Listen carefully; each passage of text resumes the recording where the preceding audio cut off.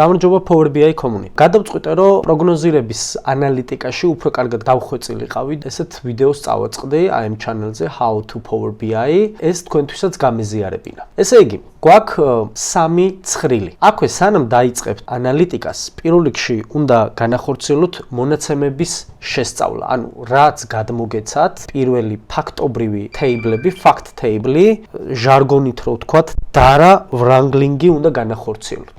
რა გვაქვს ახლა ჩვენ აქ? გვაქვს ფაქტიური ცხრილი, არის თარიღები და არის თანხები. ეს არის რაც ისტორიულად მოხდა. გვაქვს კიდე დეპარტამენტები, არის მარკეტინგის, ფინანსების, გაყიდვების დეპარტამენტი და ასევე გვაქვს მესამე დოკუმენტი, რომელიც არის პროგნოზირების დოკუმენტი. ეხლა რა არის აქ? აქ არის თარიღები, ანუ თვის ბოლო პერიოდები, მაგალითად აი 31 იანვრის მდგომარეობით, რა პროგნოზები იყო მოცემული. და დეპარტამენტებში აქ გვემატება finally. ანუ ეხლა რო გავიაზროთ რა არის?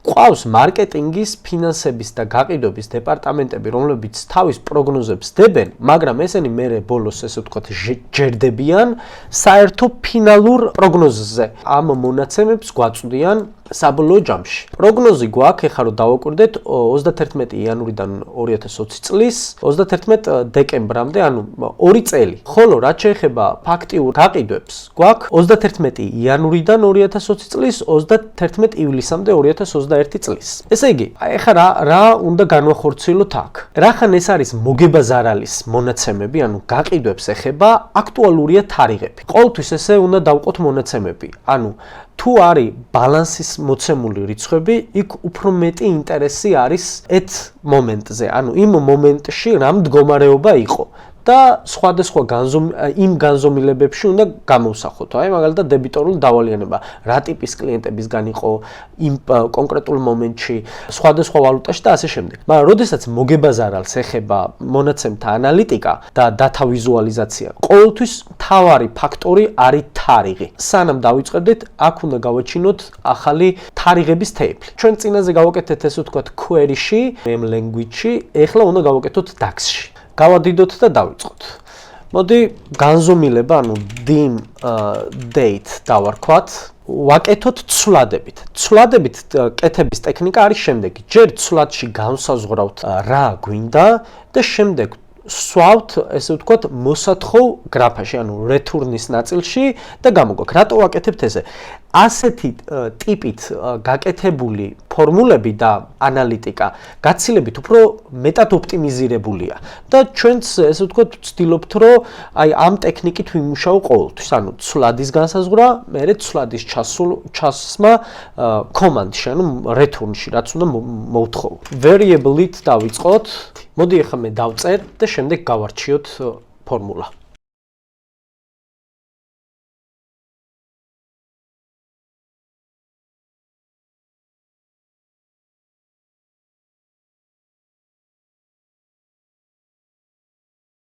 ესე იგი, ეს ფორმულა რას გულისხმობს? პირველი ცვლადით გავსაზღვრეთ calendar auto. Calendar auto უზრუნველყოფს Power BI-ში ჩატვირთული ყველა თარიღის გამოტანას. აი ახლა ეს რო ავიღოთ, იქნება 2020 წლის 1 იანვრიდან 2021 წლის 31 დეკემბრამდე. ანუ ყველა ეს თარიღი გააერთიანა ერთ კოლუმში. შემდეგ და მას არქმევს dates. აი ეს date-ი, რომელიც ამ ცვლადმა უზრუნველყო და ამის ჩასმის დროს უკვე განისაზღვრა ეს კოლუმი, ეს მერე გამოვიყენეთ წელიწადში, კვარტალში და ასე შემდეგ. ამ შემთხვევაში ჩვენ დაგვჭირდება მარტო თარიღი, მაგრამ ყოველთვის სასარგებლოა რომ სხვადასხვა dimension-იც გამოვიტანოთ თარიღების თეიბლში. შეიძლება დაგვჭირდეს სხვადასხვანაირი ანალიტიკა პერიოდებში. ეხლა ჩვენ ეს შევაერთოთ სხვა თეიბლებთან. შევკარით ეს snowflake სტრუქტურა და ეხლა გადავიდეთ დაანგარიშებებზე. მთავარი გაანგარიშებების დასაწერად ჯერ საჭიროა მაკომპლექტებელი, ანუ დამხმარე დაანგარიშებების დაწერა. ძალიან მარტივად მოდი დავიანგარიშოთ ეხლა rev actuals და rev forecast. ამისთვის დავამატოთ ახალი თეიბლი.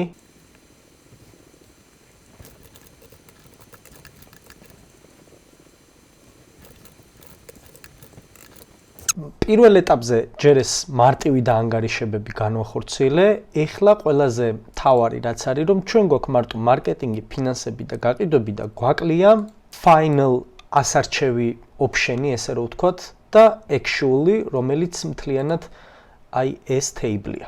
ამისათვის შევქმნათ ახალი ცხრილი, რომელსაც დეპარტამენტს, რომელსაც თავისი ID-ები აქვს, დავამატებთ final ჩანაწერს და actuals, რომელიც მე საშუალებას მომცემს იქ რო ავირჩევ სხვადასხვა მონაცემები დამიწეროს line chart-ზე.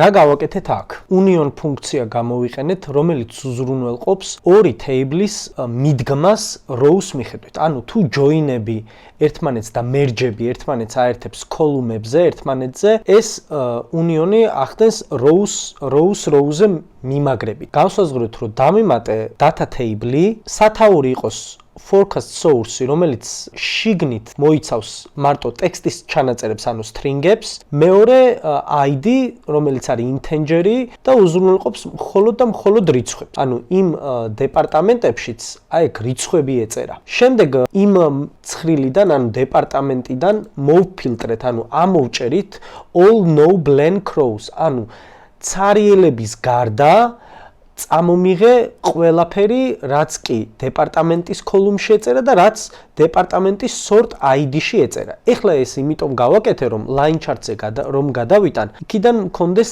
არჩევების საშუალებები და განსხვავებულად ცალ-ცალკე დავინახო, რა იყო მარკეტინგი, ფინანსები, გაყიდვები, finally, რომლებიც ერთად იყო და actually რა იყო. Actually არის უფრო მოკლე დროის გაანგარიშება.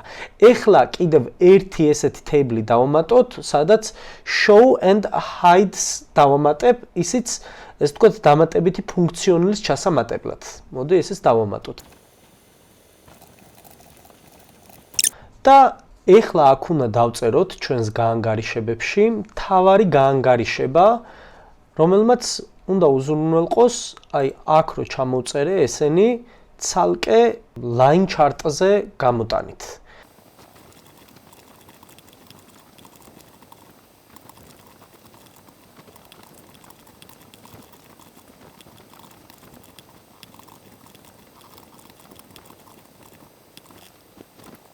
სანამ ჩვენ ამას ავხსნიდეთ, მაქამდე აუცილებელია, რომ ჩვენ რომ ახალი table დავამატეთ, სადაც იყო დეპარტამენტები და პლუს actual finally, ეს უნდა შევუერთოთ forecast-ის დეპარტამენტებს. ეხლა ჩვენ ავხსნათ თუ რა გავაკეთეთ აქ. პირველი ცვლადი ეთმობა თარიღის მოფილტრას.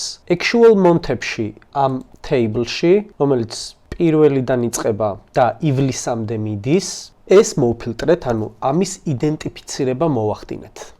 მეორე ცვლადში თქვით, რომ დავიანგარიშებ, ანუ ჯამი total revenue actual-ების ეს. მესამე ცვლადში გავსაზღვრეთ აი future forecast-ი. აქ ხო მარტო ეს პერიოდები ავიღეთ. 1 იანვრიდან 31 ივლისამდე 2021 წლის.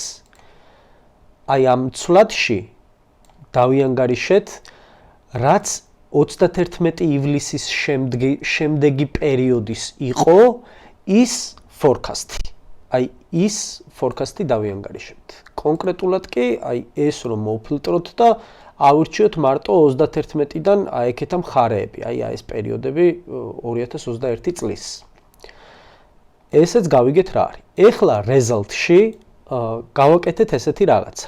არის ორი if კომბინირებული ფუნქცია.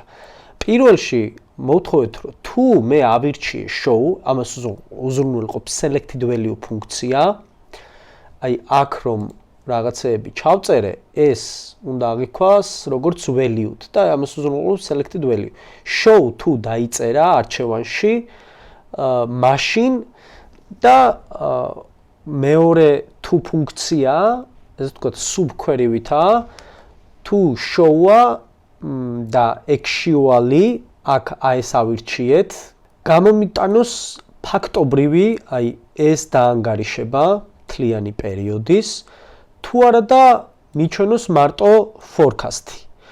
ხოლო ყველა false-ის შემთხვევაში მიჩვენოს ფაქტობრივიც და პროგნოზიც, future forecast-იც. და ეს მოვთხოვეთ რომ გამოიტანოს. კარგით, ეხლა ჩვენ ესენი გადავიტანოთ უკვე dashboard-ზე, ჩვენ ეს სრულად დავასრულეთ. ესე იგი, აქ ჩავაგდეთ ესეთი slicer-ი, გავაკეთეთ ესეთი ფუნქცია მივაღებინეთ აი აქ general-ში horizontally. ეხლა ანალოგიური გავუკეთოთ, აქ ავირჩიეთ line chart-ი, თარიღი გვინდა ჩვენ x ღერძზე, აი ეს გვინდა value-ში, ასევე გვინდა forecast source-ები. მოდი forecast source-ებიც დავალაგოთ ლამაზად. და მოდი ცოტა მივხედავ იმას, რა ქვია, graphics.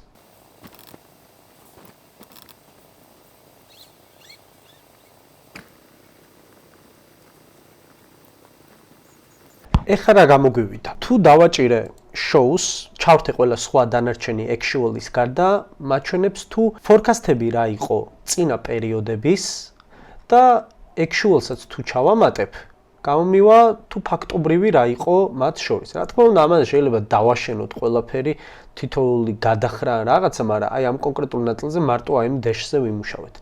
თუ გამოვრთავ ჩვენებას, მაჩვენებს ფაქტობრივს, რაც იყო და მის მერე თუ როგორი იქნება პროგნოზები ამ დეპარტამენტების მიერ წამოსული და ასევე ფაინალი. სულ ეს იყო ამ ნაწილში, აი ესეთი კარგი slicer-ი გვაქვს.